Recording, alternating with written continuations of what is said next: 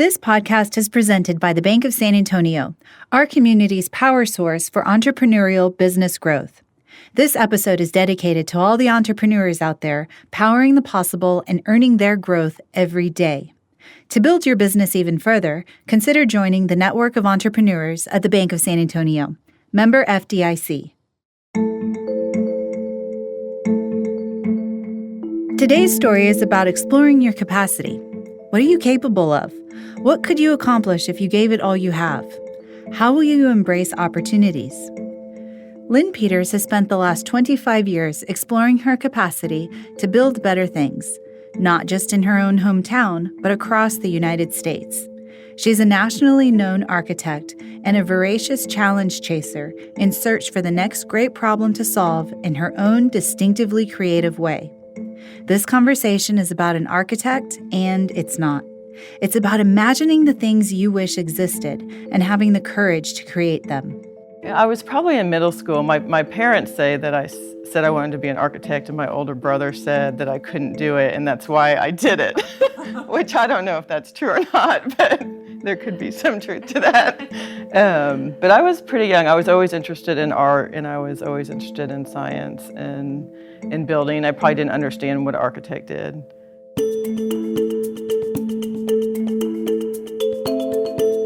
Lynn Peters lives at the intersection of art and science.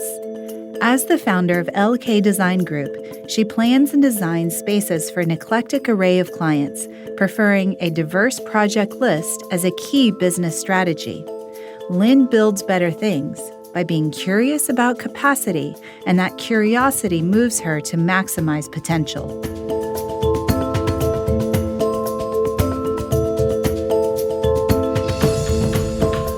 Welcome to San Antonio Business Heroes. I'm your host, Angelica Palm, here with a business blueprint that shows how businesses are built and grown in San Antonio.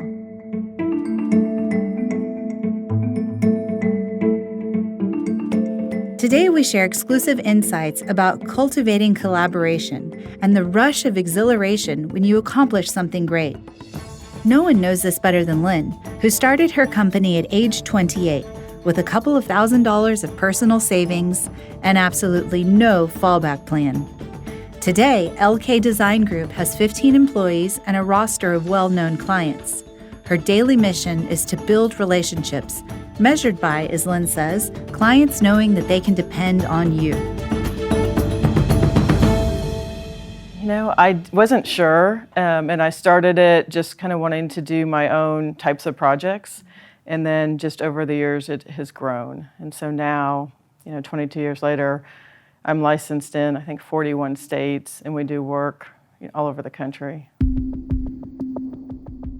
This conversation is going to give you a peek into what it takes to expand your capacity, whether that's through fearless networking, relentless learning, or focusing on what you do well and letting go of all the rest. So, as you're listening, take a screenshot. Tell me what you think about the podcast, or tag us at SA Business Heroes over on Instagram and Facebook. Let us know that you're listening and what you'd like to hear more about. I'm looking forward to hearing from you. Now let's dig in.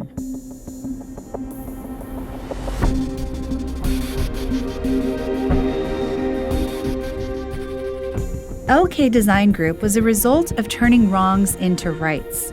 Like many entrepreneurs, Lynn gained her initial experience at a corporate firm. There, she acquired foundational knowledge, but she also saw problems, especially those around client service, which she knew could be done better. She internalized this insight as she set out to do her own thing, her way, with passion, pride, and joy. I didn't have, as odd as it sounds, I didn't have a lot of aspirations to be an entrepreneur. And to necessarily start my own business. I started it because I didn't feel like I was in control of the service level to provide to clients and what I wanted to do. In starting her own business, Lynn focused on what could be improved. Her biggest aha moment was discovering that turning her clients into friends led to trusted partnerships and repeat business. I think it's building relationships with people. Part of it is doing good work and being, conscious of that aspect, the technical and the architectural part. And then part of it, I think, is building a relationship with people, and they can depend on you. And, we've made it easier where instead of going to a new city and hiring a new architect, they find it easier that they can just send us. But I'm getting ahead of myself because her business momentum started with her fearless ability to be ruthlessly selective about the types of projects and clients she worked with. Her vision of having a diverse group of projects and clients became her guiding business strategy. Each year, she targeted different types of markets and built on that early growth so that no one client or project could limit her capacity, ensuring that her firm would be immune to industry fluctuations. I think I learned, I worked for a couple of other firms, not only in San Antonio, but in St. Louis when I was first out of college. And I saw architectural firms go through these ups and downs of cycles. And it typically, at least from my experience, seemed like when they were focused on just one type of project. So early on, it was one of my goals to diversify as much as possible. I wanted to be diversified enough that we would not have the ups and downs that I had experienced when I was young and first out of school. And so it really has helped us over the years where we stay fairly consistent. There's nothing as gut-wrenchingly difficult for an entrepreneur than turning down business. But if it doesn't feel right, have the courage to say no. Your no is just as powerful as your yes, and that often makes room for a much bigger yes. I did a very kind of planned growth, and at some points turned down work in order not to have too much work from either one client or one market segment, because I always wanted to kind of keep it spread around. And so it may sound kind of odd to say, but we at times would turn down work and try to focus on getting different types of work so we could keep that diversification. Funding her business is something that Lynn cannot believe she did on her own. If she had to do it differently, she might have connected with a business banker to leverage their expertise for her benefit. In fact, this is a solid way entrepreneurs can increase capacity. Tap into the expertise of others and realize that if you're the smartest person in the room, you're in the wrong room. I funded the business with personal savings, and it wasn't very much. I think it was a couple $1,000s. And so I never had a bank loan. So was that scary? I mean, think about that. It was. I had decided that I would fund it with that savings, and then when it didn't work out, I would decide, what to do after that. Mm-hmm. And so I was very lucky, because now I look back and think, what was I thinking? How is that supposed to work out? Lynn earned her growth by building her network. Her projects have taken her across the U.S., where she's licensed in 41 states. Her focus on relationships, making connections, and building a network is one of the secrets to her success. In fact, almost all of Lynn's business is from repeat customers and referrals. In a moment, hear next how nurturing your current clients can result in big growth for your business. But first, a quick word from our sponsors. This is Brandy Vitier, private banking executive at the Bank of San Antonio. Lynn and I met in 2008 through a mutual friend. We connected almost immediately and showed a respect for empowered professional women. Lynn is right in what she shares in this podcast. We doubled our networks by sending one another referral after referral. I have gratitude because we grew our friendship into a partnership. If you're listening right now and you're inspired to get more from your business banking relationship, let's get in touch. My contact information is listed in the episode show notes. Thanks.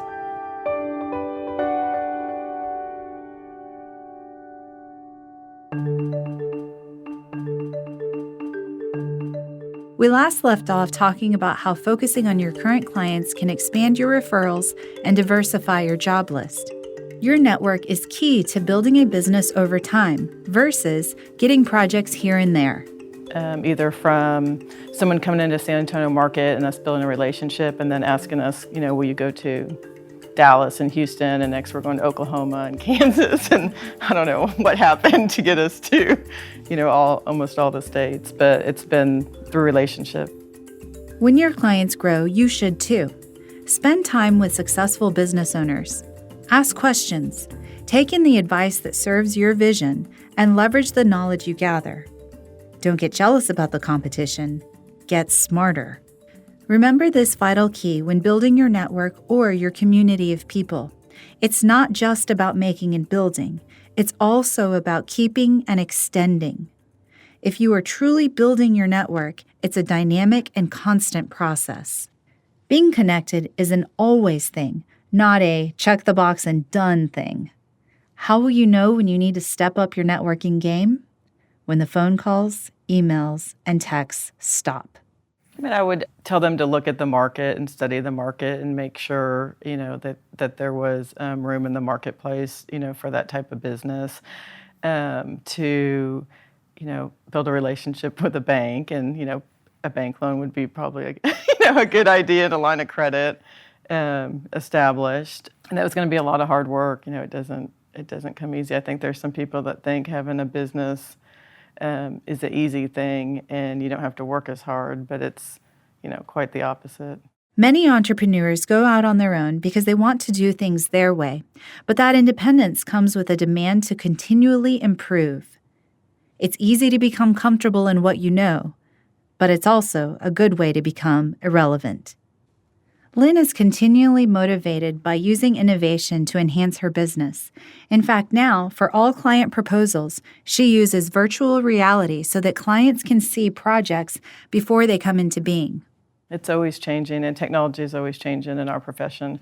And part of it's just staying in tune and a lot of education, constant new education on, what's developing. At this point in Lynn's business, her focus is mentoring and growing her team so that she can multiply leaders within her organization, including her daughter, who was a toddler when Lynn started the company. Yeah, they learned quite a bit. I remember my son was probably in either first grade, and his teacher at the parent-teacher conference said, your son just knows everything about computers. And I was like, what? And she said, yeah, I was having trouble, getting on the network here. And I remembered one Saturday I had the kids at the office, and it was before, when we very first started, we didn't have an IT person. We didn't have, I was everything. I was the janitor, I was the architect, I answered the phones, I did everything. And I had the kids at each computer logging on. I was trying to load software, and I didn't realize they had learned how to do that when they were become technicians right, themselves. Super young. That's incredible. Well, and I can imagine, being a mom, having your kids come to the office and learn exactly what it takes to be a business owner, because they saw firsthand their mom being the janitor, being the technician, being the accounts receivables person. So all of those roles. Mm-hmm. And looking at what you're most proud of now as an entrepreneur, what would that be? I'm proud of, on a personal level, of my kids is one of my biggest accomplishments. And then on a personal level, I'm proud of my office staff, too. I've got employees that have been with me for, 10, 15 years, and we've all worked together. Lynn's approach to hiring has evolved as she has learned more about what qualities are most important within her team. For LK Design Group, an eagerness to learn far outweighs a golden resume. Over the years, I think, any business owner learns, from experience. I found over the years that we do best if we hire someone that's eager to learn and appears that they are hardworking, because I feel like we can teach the other skills. I think a lot of my clients I know also more on a personal level than just a business level, and have developed a friendship with them. In reflecting back on my conversation with Lynn, I was inspired by her strength of will. She fights her fight and rises up to her calling with grace, purpose, and power. And so can you. It's within your reach. Some days it's hard, and some days it's easy. I think it's probably like any job.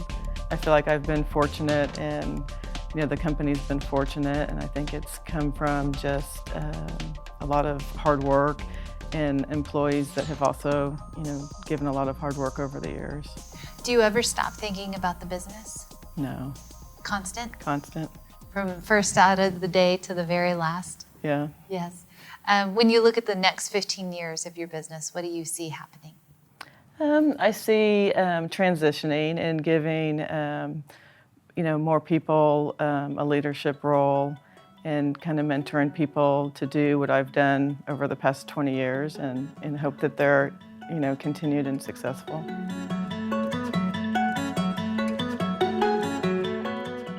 Thank you to our sponsor, the Bank of San Antonio, member FDIC, for supporting our show. Now, if you're like many San Antonians out there who have a great idea but don't quite know how to get started, or if you have a business and you're thinking about expanding your capacity, you know that there's plenty of information out there, but you don't have time to scour the internet for it. This is where the Bank of San Antonio can help you with their business banking coaches who share the information you need to fund and grow your business. Better yet, get the Bank of San Antonio's Guide to Full Business Growth, the Business Blueprint, when you go to thebankofsa.com/business blueprint. Again, download your free Business Blueprint Guide today at thebankofsa.com/business blueprint. One more time, thebankofsa.com/business blueprint.